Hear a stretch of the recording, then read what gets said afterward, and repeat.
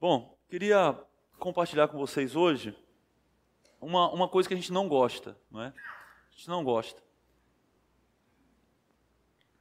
Nós, independente da história, independente da situação dos personagens, todos nós gostamos que as histórias terminem como? Terminem bem, não é? Então você vê um filme, você quer que o final seja bom. Você lê um livro, você quer que o final do livro seja excelente, não é? Você ouve a história de alguém, você quer ouvir um bom final, né? O felizes para sempre. Falou em casamento, nem se fala, não é? Então, nós queremos que os problemas sejam resolvidos, né? Que as lutas sejam ganhas, não é? Que os perigos sejam afastados. Nós queremos isso. Mas quando nós chegamos no fim de uma história e as tensões ainda estão presentes, o pecado ainda está presente, puxando os personagens para baixo, o que nós fazemos com o fim dessa história, não é? Nós vamos mudar o fim? Não, eu não gostei disso aqui, eu vou pegar o final do livro de Jonas e eu vou mudar, né? O livro de Jonas termina com uma pergunta. E o livro não deixa claro que Jonas se arrependeu, né? E ficou um profeta de fato, né? Obediente. Termina meio esquisito o livro, não é? Aí você fala, eu vou mudar o final. Não, nós vamos aprender com aquele fim que está ali, não é? O que nós vamos fazer com os últimos capítulos do livro de Juízes? O que nós vamos fazer? Nós vimos 2 deles semana passada, agora nós temos mais uma história nos 3 últimos capítulos. O que nós vamos fazer quando, já que lemos ali no final do livro, que as coisas só vão piorando? Ao invés do livro terminar com aquela história bem bonita, não é? Com aquele fim bem empolgante, ele termina certamente com a história mais feia de todo o livro. Então já teve até irmão aqui tendo pesadelo, Sheila, com as histórias de Juízes. Eu vi isso, a esposa acordou com o marido tendo pesadelo, misturando as histórias de Juízes, né? E aí reclamou comigo. E eu falei, olha, mas você ainda não viu o fim. O pior está no fim. A pior história está no fim. É impressionante. O que nós vamos fazer com o fim do livro dos Juízes? O autor nos dá uma dica. Ele diz aí no capítulo 19, você pode abrir aí sua Bíblia, que não havia rei em Israel e cada um fazia o que era certo aos seus próprios olhos. Sem o rei de Deus, o que nós faremos? Nós vamos recorrer a nós mesmos. Nós vamos fazer a nossa vontade. Mas quando nós agimos assim, as coisas só vão de mal a pior. O começo do livro dos Juízes apresenta a continuação da conquista da terra com Josué.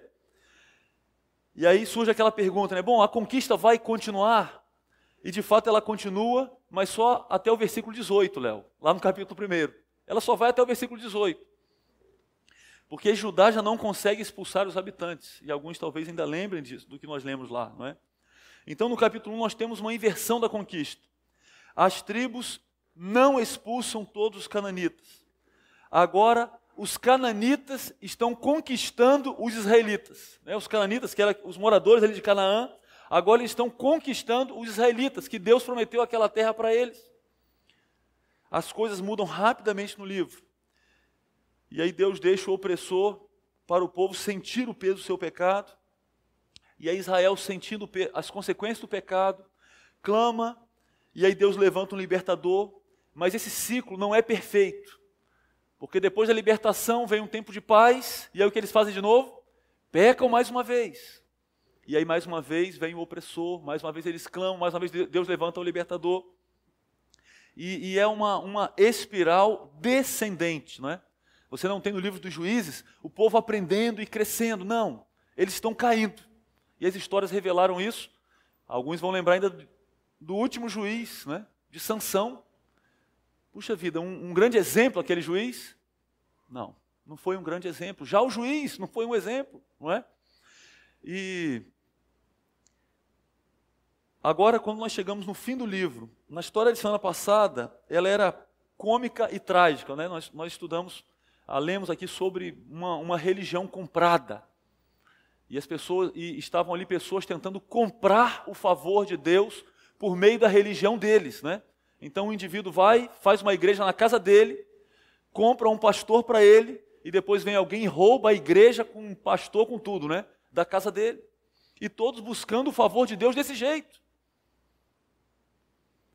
A história de hoje, ela é do início ao fim trágica. Essa história de hoje não é cômica, ela é trágica do início ao fim. Ela fala da degradação moral e social de Israel. A história da semana passada falou da degradação da religião em Israel. A história de hoje vai falar da degradação moral e social. Os padrões morais sumiram. E com isso, as regras que fazem a sociedade viver bem também sumiram. O fato que nós vamos ler hoje aqui marcou tanto a história de Israel. Aqui, quando você lê lá o profeta Oséias, ele vai citar esse acontecimento aqui como uma vergonha nacional. Algo que marcou não de maneira positiva, mas uma vergonha. Não é possível que algo assim tenha acontecido com o povo de Deus. Essa foi a marca a que a nação de Israel conseguiu a partir da história que nós vamos ler agora. A história começa com um estupro coletivo seguido de assassinato numa cidade israelita.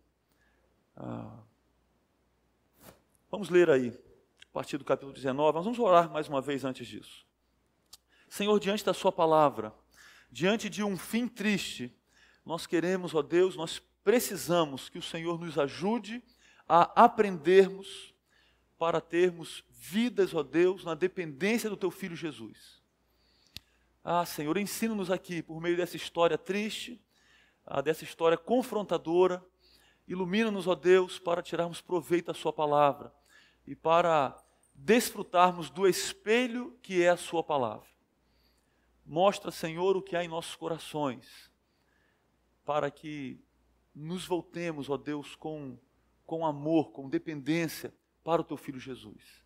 É a nossa oração em nome dele. Amém.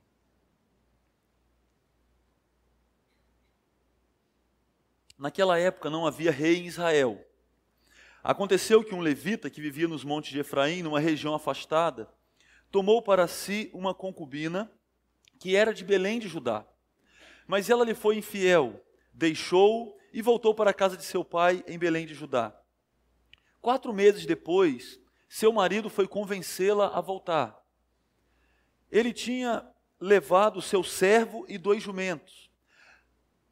A mulher o levou para dentro da casa do seu pai, e quando seu pai o viu, alegrou-se.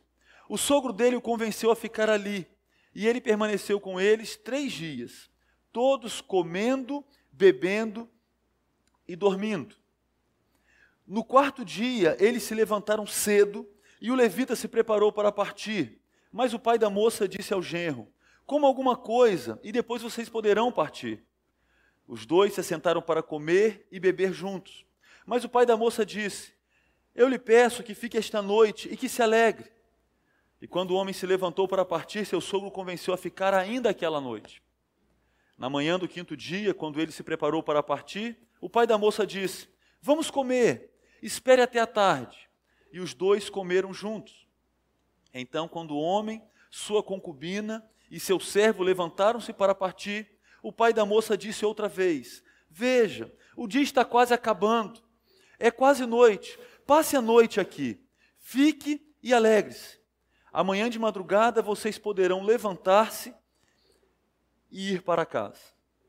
A história começa com um levita que vivia nos montes de Efraim e ele toma uma concubina. Ele toma uma mulher não para ser a sua esposa, mas para ser uma espécie de esposa de 2ª categoria. É o que era uma concubina. Parece que já temos problema aqui, não é? Os padrões morais estão baixos. Então, o que é esperado de um líder espiritual é um padrão alto. Ele tem um padrão baixo. Aquela mulher foi infiel para ele. Há até uma discussão aqui, mas parece que de fato o problema foi infidelidade, como a NVI coloca aí, não é? E aí ela vai embora para a casa do seu pai, em Belém, não é? Depois de 4 meses, a Revista Atualizada traduz de maneira bonita, né? ele foi para falar-lhe ao coração. Ele foi tentar trazer a sua esposa de volta, não é? Convencê-la a voltar. E agora ele é chamado de marido aí na narrativa, não é? Ele viajou acompanhado do seu servo, leva 2 jumentos, né, preparando a condução para trazê-la de volta. O levita ele consegue convencer a esposa a voltar, mas o seu sogro o segura por 5 dias. Então eles ficam ali, hospitalidade, o sogro está contente com ele, e eles comem e tal. E aí ele tenta ir embora, ele diz, não, fique mais um pouco. E eles estão bem ali. Até que no 5º dia, apesar do apelo do sogro, ele parte já no fim da tarde, talvez lá pelas 2, 3 horas da tarde. Ele sai da casa do sogro, indo em direção, na direção de Jerusalém. Mas a história continua. Olha aí, o versículo 10. Não desejando ficar outra noite, o homem partiu rumo a Jebus, isto é, Jerusalém, com 2 jumentos selados e com a sua concubina. Quando estavam perto de Jebus e já se findava o dia, o servo disse a seu senhor, venha, vamos parar nessa cidade dos Jebuseus e passar a noite aqui. O seu senhor respondeu, não vamos entrar numa cidade estrangeira cujo povo não é israelita. Iremos para Gibeá. E acrescentou, ande, vamos tentar chegar a Gibeá ou a Ramá e passar a noite num desses lugares. Então prosseguiram, e o sol se pôs quando se aproximavam de Gibeá de Benjamim. Ali entraram para passar a noite. Foram sentar-se na praça da cidade, e ninguém os convidou para passarem a noite em sua casa. Então o que aconteceu aqui? Eles saem já tarde, né, já à tardinha, e quando na caminhada, né, o servo dele diz, olha, vamos chegar aqui, vamos ficar em Jerusalém. Só que Jerusalém ainda não era a cidade de Davi. Ela era a cidade dos Jebuseus. Ela não tinha sido conquistada ainda pelos israelitas, por negligência da parte deles. Ela era ainda a terra dos cananitas. E ele diz, não, nós não vamos parar numa cidade que não é israelita. Nós vamos caminhar um pouco mais para chegarmos até numa cidade israelita. Naturalmente ele está contando com o que aqui? Está contando com hospitalidade, com a proteção do seu povo. E já há uma ironia aqui no texto, não é? E aí quando eles chegam, então, nas proximidades de Gibeá, eles caminham mais, por causa daquele desejo dele, né, do levita, apesar do apelo do servo, eles caminham mais e chegam a Gibeá. Mas no versículo 15 já tem problema. Qual o problema? Eles sentam-se na praça e ninguém os convida para passar a noite em casa. A hospitalidade era algo extremamente prezado entre os orientais. Era algo extremamente importante, necessário, bem visto, não é? Especialmente entre os israelitas. Deveria ser algo presente, mas aqui já tem problema. Então, parece que o plano dele não deu certo, já que não teve alguém para hospedá-lo. Mas veja aí, a história continua. Naquela noite, um homem idoso, procedente dos montes de Efraim, e que estava morando em Gibeá, os homens do lugar eram benjamitas, então agora um senhor que não era um benjamita, não é? Ele era um estranho naquela cidade, voltava do seu trabalho no campo. Quando viu o viajante na praça da cidade, o homem idoso perguntou, para onde você está indo? De onde você vem? Ele respondeu, estamos de viagem, indo de Belém de Judá para uma região afastada nos montes de Efraim, onde moro. Fui a Belém de Judá e agora estou indo ao santuário do Senhor. Mas aqui ninguém me recebeu em casa. Temos palha e forragem para os nossos jumentos, e para nós mesmos, que somos seus servos. Temos pão e vinho para mim, para a sua serva e para o jovem que está conosco. Não temos falta de nada. Você é bem-vindo em minha casa, disse o homem idoso. Vou atendê-lo no que você precisar. Não passe a noite na praça. E os levou para a sua casa e alimentou os jumentos. Depois de lavarem os pés, comeram e beberam alguma coisa. Então agora aquele homem idoso, que não era daquela cidade, não é? Não era natural daquela cidade, ali de Gibeá, ele decide receber o levita com a sua concubina e com o seu servo em casa. E aí há aquele diálogo, né, que eu já li, ele diz, olha, não precisa, inclusive, nem que você nos dê nada, nós temos aqui os nossos suprimentos, nós temos a nossa comida, para os animais também, nós só precisamos de um lugar para dormirmos. Naturalmente um lugar com proteção, para não ficarmos aqui expostos, não é? E os temores então da viagem, eles são eliminados quando chega aquela oferta de hospitalidade. E parece que a história está caminhando para um fim bom, não é?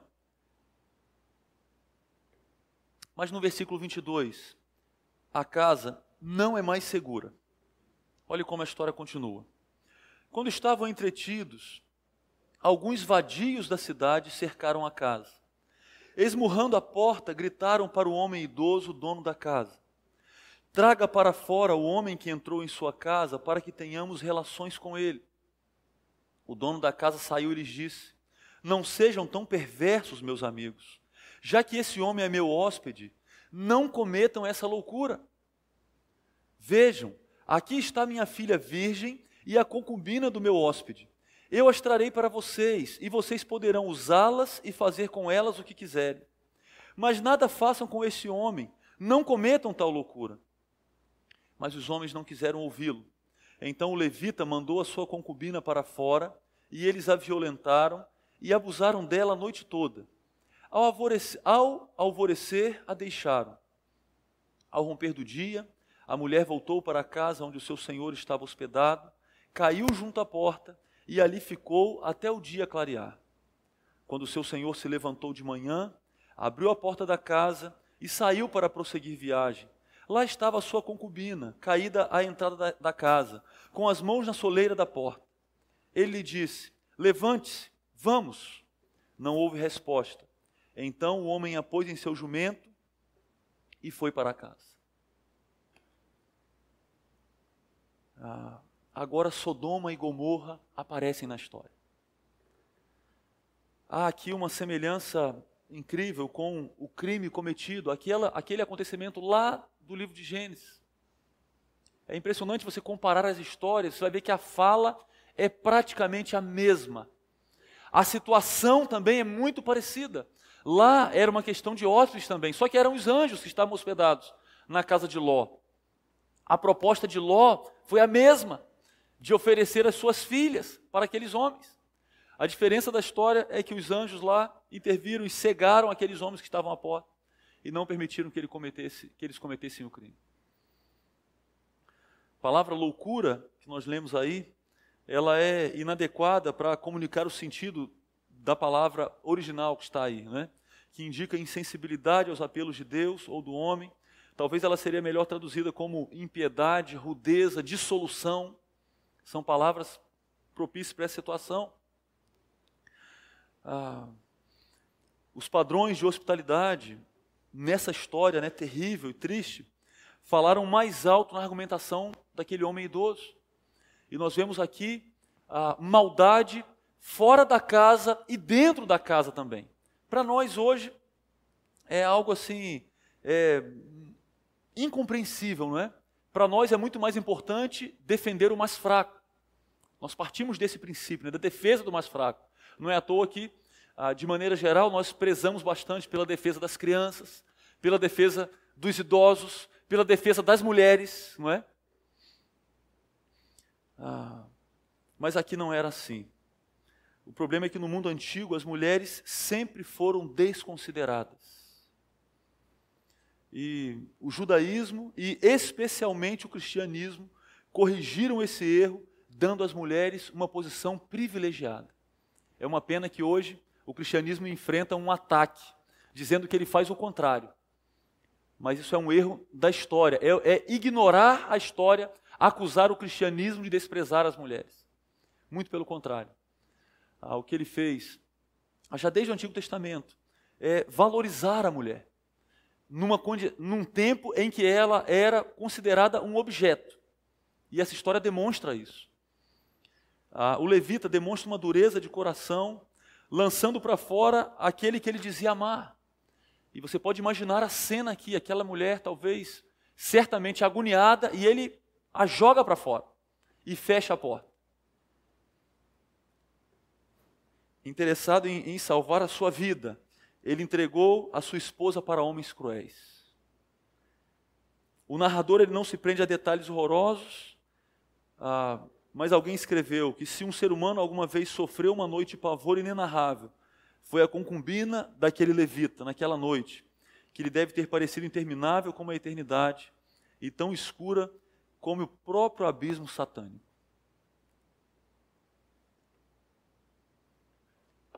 No fim daquela noite, o texto diz que ele se deita para dormir, e aí ele levanta-se, prepara-se para viajar, abre a porta, pronto para viajar.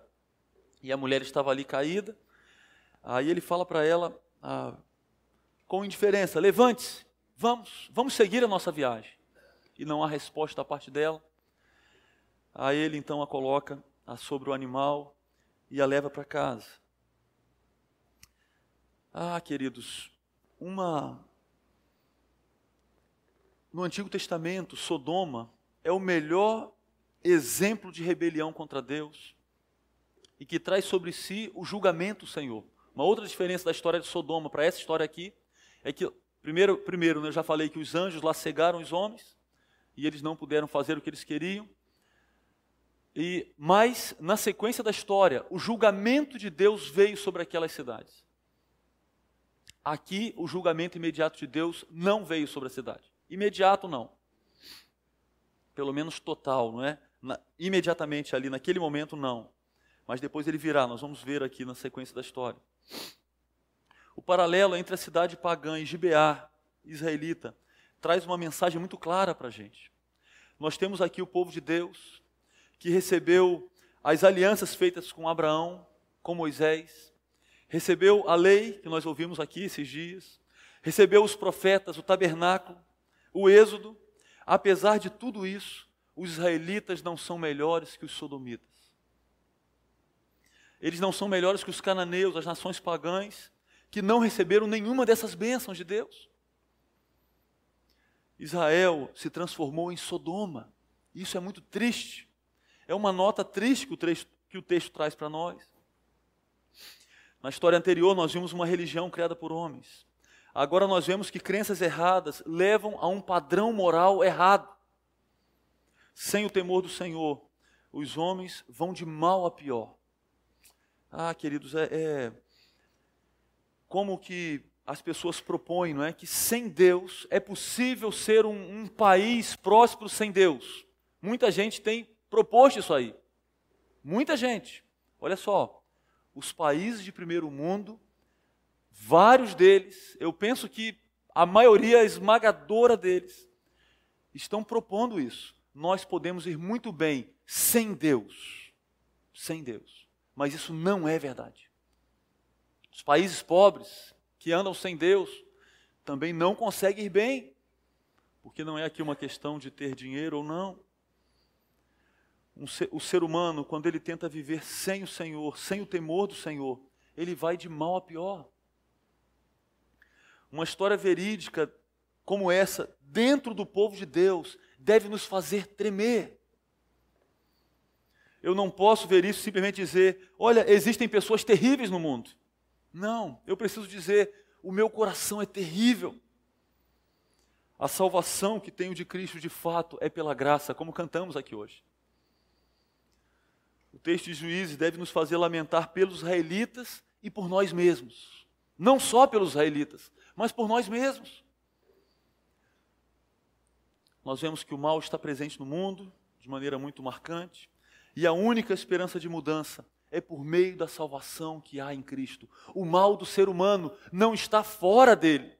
Não está nos problemas que ele enfrenta lá fora. O problema do ser humano está dentro dele. E por isso só Jesus pode trazer a solução real que ele precisa. A salvação que ele precisa. Essa história nos lembra disso. Devemos ser gratos a Jesus pela salvação. Porque, querido, eu e você não somos diferentes, nós somos maus. como nós somos maus, mas Jesus é muito bom. E por isso que depois que ele salva o crente, ele vai transformar o crente, Deus vai transformar o crente à semelhança de Jesus. Porque ele sim é bom, mas nós somos muito maus. Na condição de crentes, nós não podemos subestimar a nossa inclinação pecaminosa. Pastor, mas eu acho que, olha só, mas agora como crente, querido, não subestime a inclinação pecaminosa que há em mim e que há em você. Ah, mas eu já sou um crente experiente, eu já li a Bíblia algumas vezes. Não subestime a inclinação para o mal que há em nós, mesmo com a salvação. Porque o Senhor, como nós cantamos aqui muitas vezes, não é? O Senhor ainda não nos livrou da presença do pecado. Ele nos livrou do domínio do pecado, mas da presença do pecado ainda não. E por isso precisamos estar alertas. E quando um crente subestima o mal que há nele, quando ele despreza os conselhos, quando ele despreza as advertências, você pode ter certeza de uma coisa: ele está prestes a caminhar muito mal. Coisas terríveis acontecerão. Porque ele está ignorando as inclinações pecaminosas que há nele. Não podemos fazer isso. Essa história deve nos lembrar disso, porque nós estamos diante do povo de Deus. Precisamos tomar cuidado com a indiferença para com o efeito devastador do pecado. O pecado, ele é devastador. E aqui, isso está escrito aqui de maneira muito drástica. A lei revela isso. O nosso padrão é o Deus Santo, né? E a lei revela isso. A lei faz com que olhemos para o Senhor. E nós vemos nessa história que nós precisamos de um rei que nos resgate, guie e transforme. Os israelitas, não era suficiente para os israelitas terem um juiz que os liderariam numa campanha militar. Eles precisariam de um rei que os guiasse, mas também que os transformasse. É exatamente o que eu e você também precisamos. Nós só podemos apreciar o Evangelho, pelo qual em Jesus temos esse rei, se primeiro entendermos que somos mais depravados e sem esperança do que jamais imaginamos. Só assim apreciaremos o Evangelho. Alguém que não enxerga a maldade que há no seu coração, não aprecia o Evangelho. Não valoriza Jesus como ele ensinou que devemos valorizar. Não se apega a Jesus como deve, porque ignora a maldade que há no coração. Eu vou apenas citar para vocês o restante da história, mas veja a reação do levita. Versículo 29. Quando chegou, apanhou uma faca e cortou o corpo da sua concubina em 12 partes. E as enviou a todas as regiões de Israel. Todos que viram isso disseram: nunca se viu nem se fez uma coisa dessa desde o dia em que os israelitas saíram do Egito. Pensem, reflitam, digam o que se deve fazer. Ele agora corta o corpo da sua esposa em 12 partes e manda com uma mensagem para os 4 cantos de Israel, para as 12 tribos. Inclusive para a tribo de Benjamim. E ele convoca a nação para tomar uma decisão diante desse ato terrível. E ele não vê na sua postura nenhum ato terrível, não é? Ele está vendo o ato da nação, daqueles homens apenas. E agora, no capítulo 20, nós vemos que a insensibilidade dos benjamitas para com aquela atrocidade que aconteceu em Gibeá provocou uma ação disciplinar excessiva contra a tribo, né? Que praticamente acabou com a tribo. Então o capítulo 20 apresenta o começo de uma solução para aquele problema. Você lembra ainda o que está escrito lá no primeiro versículo, capítulo 19? Olha aí, volte aí no versículo 1. Naquela época não havia rei em Israel. Então eles continuam sem um líder, eles continuam sem direção, mas agora eles querem achar uma solução para o problema. E finalmente, então, um líder consegue juntar todo o povo. Parece que é a primeira vez no livro, né? E aqui nós entendemos que essa história, eu já citei isso para vocês semana passada, essa história aconteceu no começo do período dos juízes, porque isso seria muito difícil com uma dominação estrangeira. Então nós entendemos que esses fatos aqui, essa história, ela acontece lá no começo, antes daqueles juízes, não é que aparecem aí no livro. Surge uma pergunta no versículo 3 aí, capítulo 20, como que aconteceu essa perversidade? Está aí, capítulo 20, versículo 3. Agora eles estão reunidos e eles perguntam, e o levita então vai responder. E há duas respostas aqui. A primeira é a resposta dele. Olha aí, o versículo 5. Durante a noite, os homens de Gibeá vieram para atacar-me e cercaram a casa com a intenção de matar-me. Então violentaram minha concubina e ela morreu. Parece que falta alguma coisa nessa resposta. Ele não fala da participação dele. Ele não fala que ele a entregou. A resposta verdadeira seria essa. Os homens vieram e eu a entreguei. E eu fechei a porta atrás dela. E agora as tribos unidas enviam uma mensagem para a tribo de Benjamim. Aliás, a tribo de Benjamim não foi para a reunião. Ela foi chamada para a reunião, mas eles não foram. E agora vai uma mensagem para a tribo, requerendo que aqueles homens de Gibeá fossem entregues para eles. Então a tribo de Benjamim deveria lidar com alguns de seus parentes, aqueles homens ali daquela cidade de Gibeá, homens maus, extremamente maus. Mas olha o que eles fazem, no versículo 12, capítulo 20, a partir do versículo 12. As tribos de Israel enviaram homens a toda a tribo de Benjamim, dizendo, o que vocês dizem dessa maldade terrível que foi cometida no meio de vocês? Agora entreguem esses canalhas de Gibeá, para que os matemos e eliminemos esse mal de Israel. Mas os benjamitas não quiseram ouvir os seus irmãos israelitas. Vindos de suas cidades, reuniram-se em Gibeá para lutar contra os israelitas. O que a tribo de Benjamim faz? Eles decidem defender aqueles homens. Os laços familiares, os laços de sangue são mais fortes do que os padrões morais. Eles dizem, nós estaremos unidos. Nós sempre fomos unidos e permaneceremos unidos, inclusive na maldade, inclusive no pecado. Queridos, quando os elos familiares estão acima da moral e do bem comum, nós transformamos o nosso próprio povo em ídolo, a nossa própria família em ídolo. É um problema grave isso aqui. Então, os pais defendem o filho até o fim. Ele está pecando contra o Senhor, mas os pais dizem, não, eu vou apoiá-lo no pecado. Não pode ser assim. E aqui nós vemos como o pecado se multiplica. A insensibilidade do levita, a libertinagem sexual de alguns desordeiros, agora vão se transformar numa guerra civil de grande proporção por causa da falta de sinceridade do levita e do orgulho dos benjamitas. Os israelitas lutam, mas 40 mil morrem. E são duas etapas aqui. Eles primeiramente perguntam para o Senhor, e o Senhor diz, olha, Judá vai primeiro. E aí no primeiro combate, os benjamitas tiram vantagem do terreno, que eles lutam no terreno deles, nos montes, e aquelas tribos, então, embora fosse um exército enorme de 400 mil homens, eles não podem atacar juntos, eles precisam ir aos poucos, e os benjamitas eram extremamente habilidosos, aqui vai falar de 700 homens, se não me engano, que atiravam com uma funda, lembra da funda que Davi usou para matar Golias? Eles atiravam com uma funda, e o texto diz que eles não erravam um fio de cabelo.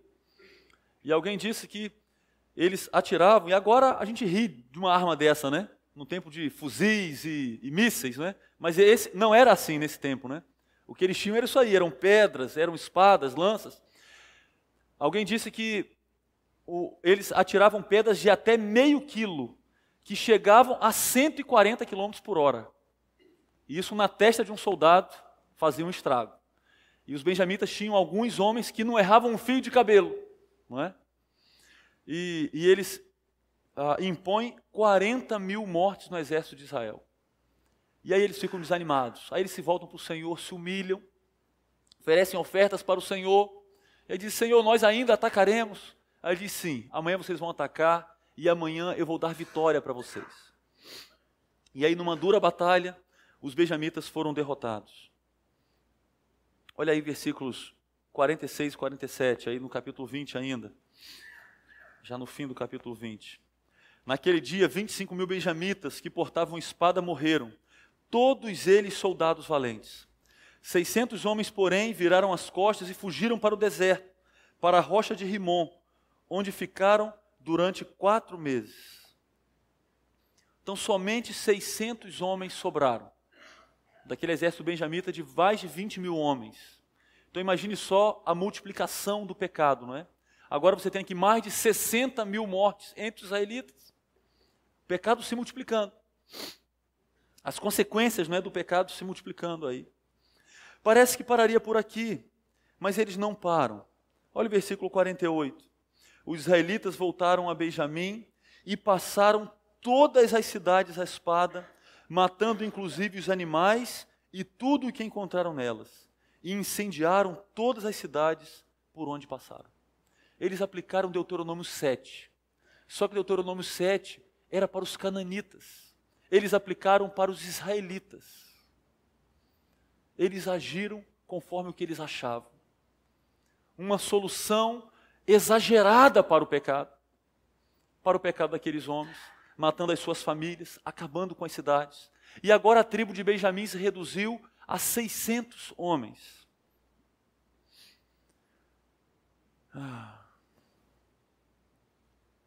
No capítulo 21, eles fazem um voto, mais uma vez, que se parece com o Deuteronômio 7, só que se referia aos cananitas. Eles dizem, olha, nenhum de nós vai dar vamos dar as nossas filhas para se casarem com os benjamitas. Não vamos fazer isso. E aí depois eles lamentam. Senhor, por que o Senhor deixou uma tribo de Israel acabar? Porque agora a tribo acabaria com aqueles 600 homens apenas. E a resposta deles vai gerar mais problemas, porque nós não resolvemos o problema do pecado pecando, mas muitas vezes nós tentamos resolver o pecado pecando, e aí nós fazemos uma conta, né, que os engenheiros entendem bem, nós multiplicamos o problema, nós multiplicamos o pecado, é o que acontece aqui. Eles tinham feito uma convocação e os moradores de Jabes Gileade, era uma cidade israelita, não compareceram à convocação feita para a assembleia lá em Mispá. E aí eles tinham feito um voto de que quem não comparecesse seria morto. Agora o que eles fizeram? Mandam um exército, mata as pessoas de Jabes Gileade, uma cidade israelita, e preserva as virgens. Sobraram então 400 mulheres. 400 moças virgens. Manda agora para aqueles benjamitas. Mas eles eram 600. Não tem mulheres suficientes. E eles continuam buscando uma solução para o problema, do jeito deles. E aí, alguém levanta ali e dá uma ideia que todo mundo gosta. Olha, há uma festa em Siló, uma festa israelita em Siló, que acontecia lá num tempo do ano. E quando as moças, eles procuraram os benjamitas para falar isso, olha, quando aquelas moças estiverem dançando, e você está imaginando ali um lugar, né, de zona rural, então vocês podem ir ali e discretamente raptar aquelas moças, sequestrar aquelas moças solteiras, não é? Para serem suas esposas. Quando os pais delas vierem reclamar conosco, nós diremos para eles, olha, tenham compaixão deles por amor a nós. Afinal de contas, vocês não quebraram o voto que nós fizemos. Essas moças foram sequestradas. E agora então, eles podem ter esposas. E aí os benjamitas então fizeram assim, e a tribo foi preservada. Uma boa solução? Não, uma péssima solução. Uma péssima solução. Olha a avaliação do narrador no último versículo do livro. Capítulo 21 e versículo 25. Naquela época não havia rei em Israel. Cada um fazia o que lhe parecia certo. Essa história ilustra isso? Ilustra, não é? Ilustra isso. Cada um fazia o que parecia certo, cada um resolvia os seus problemas do jeito que achava certo, cada um lidava com as suas questões familiares do jeito que achava certo. Não havia um rei, não havia alguém para orientar, não havia alguém para direcionar, não haviam limites. Esse não é um final bom para a nossa história, não é? o que nós faremos? Nós não podemos mudar o fim da história. O livro terminou aqui. Mas nós podemos aprender com esse fim. Parece que o autor queria pelo menos 2 respostas de Israel. Que você imagine um israelita ouvindo a leitura desse livro pela primeira vez. Essas histórias eram histórias vergonhosas. Imagine uma criança, um junior, ouvindo do seu pai em casa a leitura desse livro. E agora eles estão lá no tempo de Davi reinando, né? Talvez Salomão, eles estão reinando. Estão num período bom. Mas agora o papai vai ler de uma história muito triste do nosso povo. Uma vergonha dentro da nossa terra. O que eles deveriam aprender com isso? Eles deviam considerar onde eles foram parar fazendo o que é certo aos próprios olhos. Andar assim os levou para o fundo do poço. Nos dias gloriosos eles cumpriram a vontade de Deus. Eles cumpriam a vontade de Deus. Agora, eles pareciam Sodoma no tempo de Ló. Mas para piorar, suas tentativas de solução só pioraram ainda mais as coisas. Nós começamos o livro com Israel conquistando Canaã, mas nós terminamos a história com os cananitas conquistando Israel. Queridos, o pecado, ele corrói a pessoa de dentro para fora. E alguém disse que quando você observa os prejuízos externamente, e aí você consegue ver as consequências externas, é porque o prejuízo interno já está completo. As coisas começam primeiro dentro, elas não começam fora e depois vai para dentro. Elas começam dentro primeiro, rejeitando conselhos, rejeitando advertências, rejeitando a comunhão com os irmãos, rejeitando a palavra de Deus. E aí quando nós vemos as consequências externas, é porque dentro as coisas estão muito corrompidas e degradadas. E isso deve nos alertar. Isso era um alerta para Israel e é um alerta para nós hoje. É para esse fim que caminharemos se fizermos o que é certo aos nossos olhos. Se andarmos segundo o que preferimos simplesmente, ignorando quem é a autoridade sobre nós, ignorando a vontade de Deus para nós.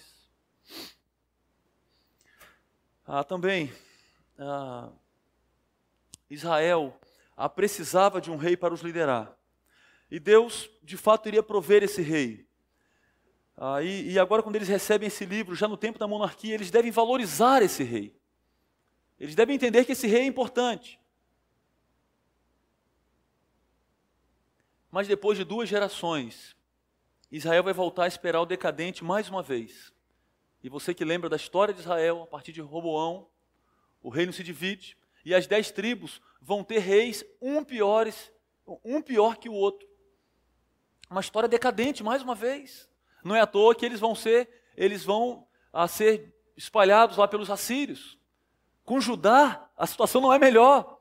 Eles vão piorando, até que os babilônios vêm e destroem Jerusalém e os levam para o cativeiro. Então Israel não precisava apenas de um rei que os conduzisse.